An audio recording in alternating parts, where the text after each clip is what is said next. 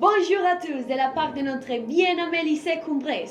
Nous vous présentons fièrement notre projet Défi pour la planète.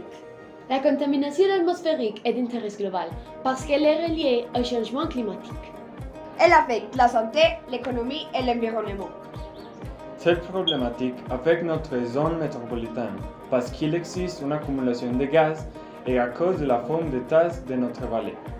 Ce type de problématique a généré de différentes stratégies comme le diagnostic de la qualité de l'air, les alternatives de mitigation des restrictions véhiculaires et le déplacement des compagnies polluantes hors de la ville. Le lycée Cumbres se localise sur une zone d'influence qui présente cette problématique et additionnellement est situé au milieu de grands flux véhiculaires. C'est pour cette raison que nous présentons ce projet et pour éviter des affectations sur la santé de l'environnement.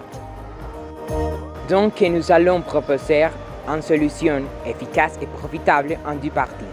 La première, nous allons identifier les lichens de 300 du lycée comme bioindicateur de la qualité de l'air.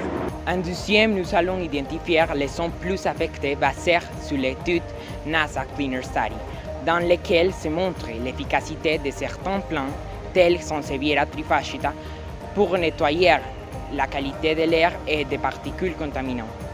Les plantes seront cultivées dans les zones où l'air pollué s'observe le plus. Pour terminer, nous allons démontrer l'efficacité de cette méthode pour purifier l'air. Pour réaliser ce projet, nous allons identifier, mesurer et quantifier le lichen autour du lycée pour évaluer leur niveau de contamination.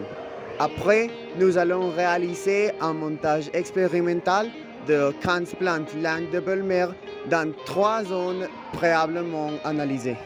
Finalement, on va analyser le niveau de pollution de l'air et leur potentiel pour mitiguer la contamination atmosphérique dans notre lycée et en réalisant des études et des mesures en laboratoire et de champ.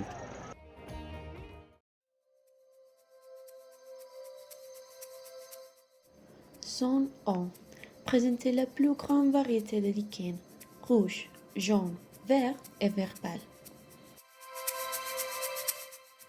Zones 2 et 3 sont les plus touchés par le dioxyde de soufre en manque de prolifération de lichens. Plus un algue. L'algue est la part photosynthétique du liquide.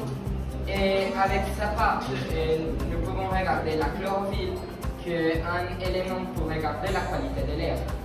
Quand l'air est mauvais et vénéneux pour les personnes et pour les plantes, et tu peux regarder que la quantité de lichens est dans les arbres, c'est moi qui a une qualité qui se voit.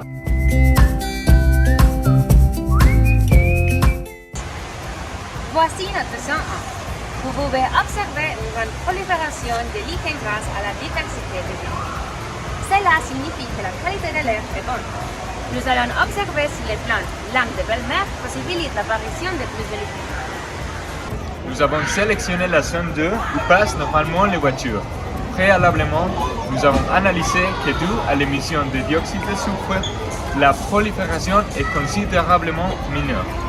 Cela signifie que la qualité de l'air est moins pure. De la même manière que la zone 2, cette zone c'est un lieu pour laquelle passent constamment des voitures. Alors, notre mission c'est regarder l'effet des plantes et langue de belle-mère et à la contribution d'une meilleure qualité de l'air. Nous avons trouvé une prolifération considérable de lichens rouges. Cela indique que la qualité de l'air a considérablement amélioré. Dans cette zone, nous n'avons pas trouvé aucune nouvelle prolifération de lichens. Il faut dire que cette zone est la plus affectée au lycée par l'émanation de dioxyde de soufre, puisque les voitures y circulent constamment et plus de parents déposés et vont chercher les étudiants juste en face. Nous n'avons pas découvert de nouveaux lichens, mais nous avons observé l'apparition d'une nouvelle classe de mousse.